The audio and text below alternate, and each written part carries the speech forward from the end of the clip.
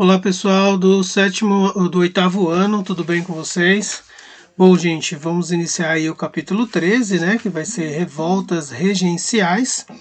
Vamos estudar aí quatro revoltas, né, ou melhor, cinco revoltas, no caso aí a cabanagem, balaiada, sabinada, farroupilha e revolta dos malês. Inicialmente vamos ver cabanagem e balaiada. Vamos dividir esse conteúdo em duas aulas, tá? Nesse primeiro momento, cabanagem e balaiada, certo? Bom, vimos lá todo o contexto, né, no último capítulo, capítulo 12, a crise do sistema regencial, não é? A crise do governo de Dom Pedro, né? Então todo esse contexto, né, gerado em torno dessas crises, né, foi responsável pelos motivos das revoltas, né, regenciais, motivos esses, né, que se espalhou pelo Brasil, né? Então os motivos giravam em torno de abdicação de Dom Pedro, a ascensão de Dom Pedro II, né, como aquele que ia suceder Dom Pedro I, né? Então isso desagradou muitos devido à menoridade, né, que ele tinha, falta de liberdade política nas províncias, né? Falta também de liberdade econômica, havia muita interferência do governo imperial nessas províncias. A centralização do poder, um governo que se centralizava, né, o comando, né, da política, né, centralizava no governo imperial, nas regências, né, também. A crise econômica muito agravada, né, devido aos empréstimos que Dom Pedro fez junto à Inglaterra para poder participar, se envolver em guerras, para ter reconhecimento do Brasil como um país independente, né, perante a Portugal, perante, né, aos outros países europeus. Então, diante desse contexto, né, é que as províncias elas vão começar a se organizar em torno de movimentos ainda mais voltadas também para movimentos de protesto, né, contra os altíssimos impostos que elas tinham que pagar, né, da interferência do governo imperial nos negócios, né, na produção dos produtos agrícolas, que nós vamos discutir isso um pouco mais para frente, né? Bom, então, diante desse contexto, né, gente, o Brasil, né, o mapa aqui do período, né, a gente está falando aí do meados, né, um pouco antes de meados do século XIX, então cerca de 1835 começa a surgir esses movimentos pelo Brasil. Então a cabanagem ela vai surgir aqui na região norte, né, mais ou menos hoje onde é o estado do Pará, conhecido como Grão-Pará, que abrangia, né, até a Amazônia, mas enfim, levava esse nome. A balaiada, né, ou melhor, a cabanagem de 1835 a 1840, a balaiada no Maranhão de 1838 a 1841, né, esses dois momentos que a gente vai ver hoje. E depois, na próxima aula, vamos ver a Revolta dos Malês, 1835, e a Sabinada, 1837 e a 1838. Depois, a Farroupilha, no Rio Grande do Sul, Santa Catarina, de 1835 a 1845. Então, enfim, pipoca, né, esses movimentos de se libertar do governo imperial, das regências, né, daquele todo abuso, né, que eles faziam com o poder, que no caso aí as províncias do norte, sul, nordeste, que acabava sendo prejudicada, certo? Bom, então, como eu falei para vocês, iniciando com a cabanagem no Pará, de 1835 a 1840, não é? Bom, então, esses movimentos, pessoal, eles vão representar uma ameaça para a unidade territorial. né, uma ameaça, em que sentido? Uma ameaça de separação, né? Na verdade, essas revoltas irá ter como objetivo de querer se separar da, do controle, né, das regências e separando, formar um governo autônomo, independente, mais ou menos o que aconteceu com a América Espanhola, não é? Formaram-se ali vários estados, né, de acordo com as revoltas que iam surgindo, né, e a libertação do domínio espanhol, feita por Simão Bolívar e também por San Martín. Bom, aqui no contexto do Brasil, né, então o que começou a gerar, né, essa revolta foi a intromissão, né, das regências, né, no governo das províncias, que não se inicia com os regentes, e sim se inicia muito antes, né, dos governos regenciais, se inicia desde a época quando o Brasil se torna independente, né? Ou seja, Dom Pedro que vai iniciar essa intromissão nos negócios, nos assuntos, né, na produção, na venda dos produtos agrícolas feita por esse povo, né? Então, isso ocorrendo, né, vai surgir o quê? Né?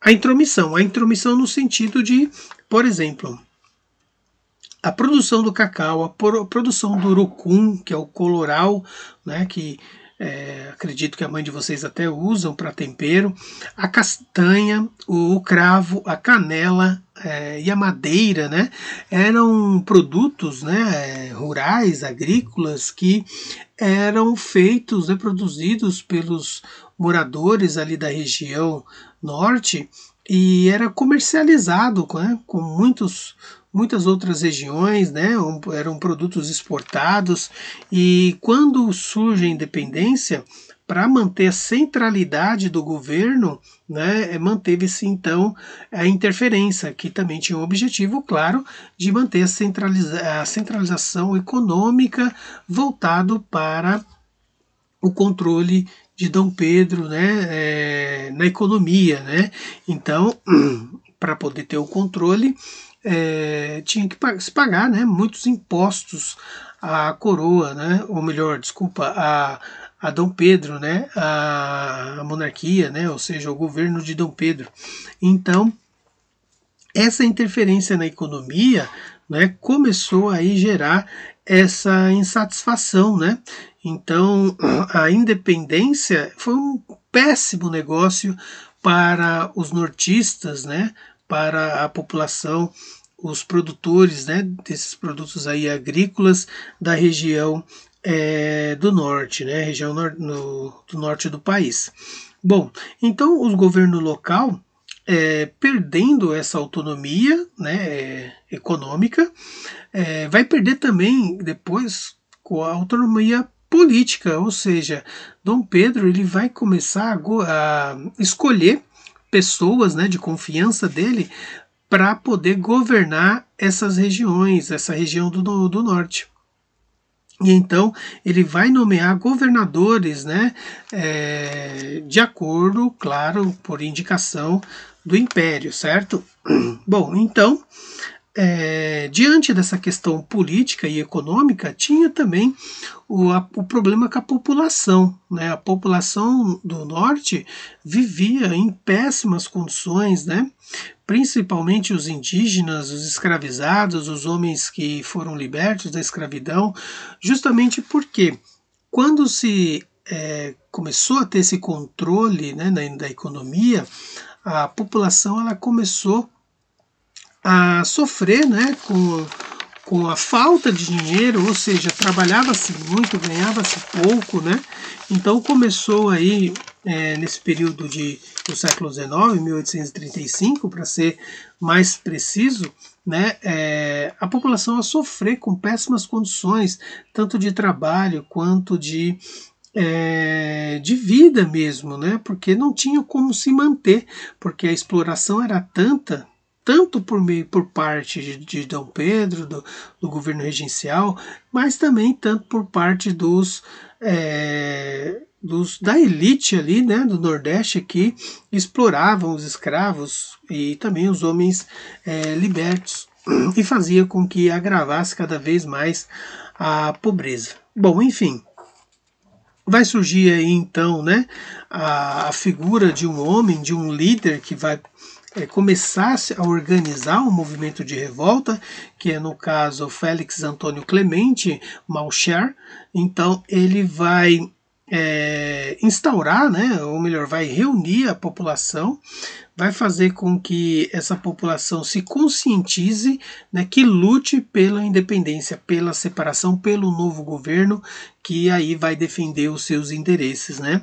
Então, eles conseguem fazer uma revolta e instauram um governo, né, um governo que vai ali ficar poucos dias, né, no poder, e vai começar a fazer algumas medidas, algumas mudanças que eles exigiam, que eles queriam. Primeiro é o quê? Fazer um governo voltado para os seus interesses, o interesse da produção agrícola, da exportação dos seus produtos, né? Quando estoura esse governo, parecia que tudo ia dar certo, né? Parecia que os cabanos, né, iriam conseguir se livrar, né, do governo, das regências, né, e assim caminhar com as suas próprias pernas. Mas enfim, o que acontece, né? Uma tremenda traição, né? Ou seja, o líder Félix Antônio Malcher, Clemente Malcher, ele vai trair o movimento, né?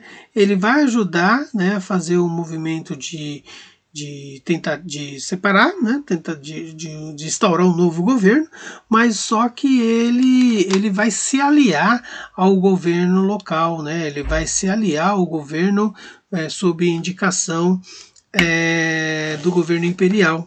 Então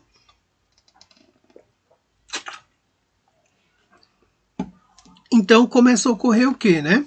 A população que tomou o governo, ela começa a perseguir o líder Félix Antônio, perseguir no sentido de acusá-lo de traidor e depois também de pegar e capturá-lo, né, a ponto de querer assassiná-lo, porque foi considerado como um traidor do movimento, certo?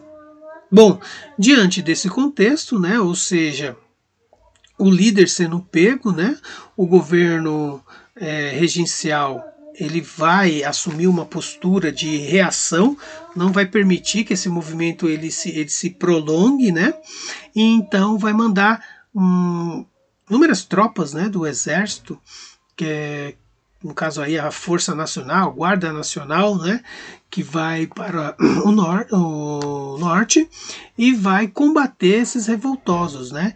Então esses revoltosos vão resistir, né, até certo momento, mas não por muito tempo.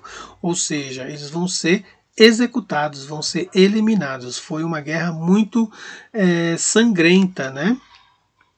Em 1835. Bom, e aí então veio o seu sucessor, né? Diante disso, o sucessor do líder Félix Antônio Clemente veio a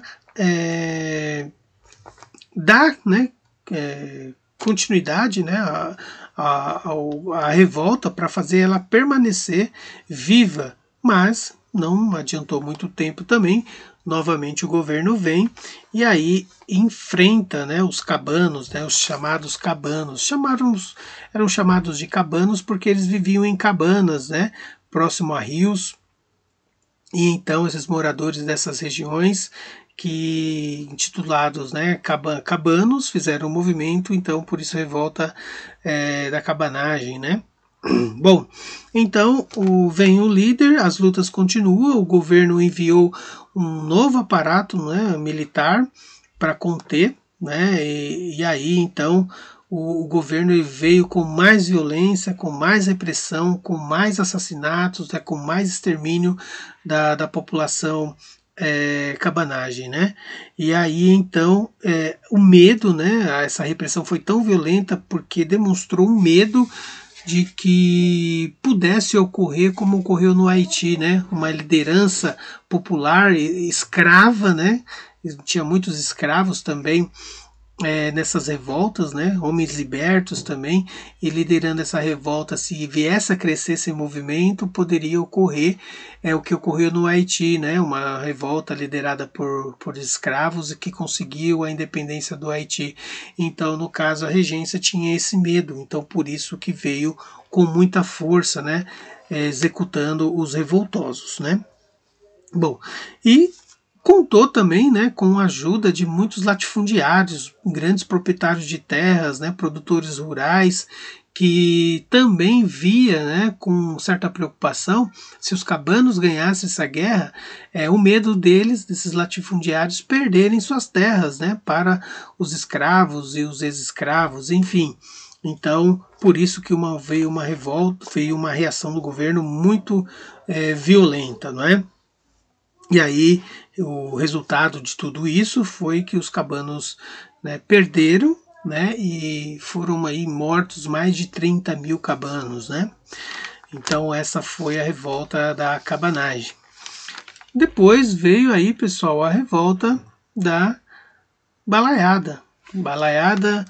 Revolta da balaiada que ocorreu no Maranhão, 1838 a 1841. Bom, os motivos, pessoal, gerou em torno de uma crise, né, a chamada crise do algodão, justamente porque os Estados Unidos começou a produzir um algodão de excelente qualidade e preços bem menores que o algodão produzido no Brasil, né, pelos maranhenses. E então assolou, né, uma forte crise econômica na região. Essa crise econômica fez com que a população perdesse, né, a população camponesa perdesse muitos trabalhos no campo, porque não tinha como produzir, né, algodão, sendo que os Estados Unidos que estava vendendo mais, né, e o Brasil vendendo menos, então não tinha como produzir. Tinha também os abusos, né, feitos, né, nas lavouras pelos proprietários de terras, né, pelos plantadores de algodão, frente à população escrava também, que era muita, né? Essa crise, né, essa crise na produção da venda do algodão, na exportação do algodão, é onde vai começar a crescer, né, uma grande quantidade de miseráveis, né, a fome, né, a pobreza vai começar a agravar na região do Maranhão e em contrapartida, né, ou melhor, diante disso, né, o governo brasileiro, né, o governo regencial, ele não vai se solidarizar com o povo maranhense, pelo contrário, ele vai continuar cobrando impostos cada vez mais abusivos, cada vez mais alto, a ponto, né, de a população não conseguir pagar esses impostos, né, a ponto de os produtores de algodão não conseguirem pagar esses impostos, porque a crise estava muito forte, né, então não tinha dinheiro, né, para poder saldar suas dívidas. E então começa, né, uma organização dos moradores, né, da população.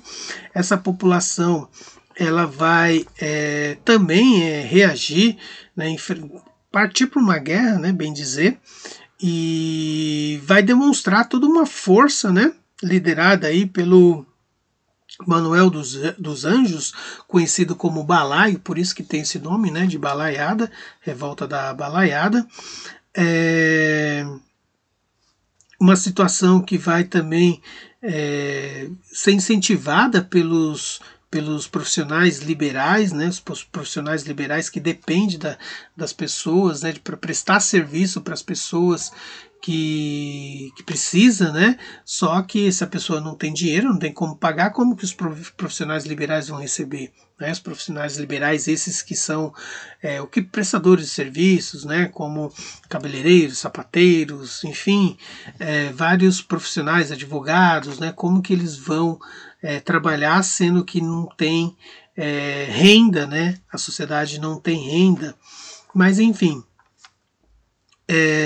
a população ela vai se reunir, né? Manuel dos Anjos, né? Ele é o líder, ele se juntou, né? Ele ajudou, ele convenceu os escravos, né, refugiados nos quilombos também a fazer parte dessa revolta, porque na verdade também eles sofriam, né, com essa questão, com esses problemas.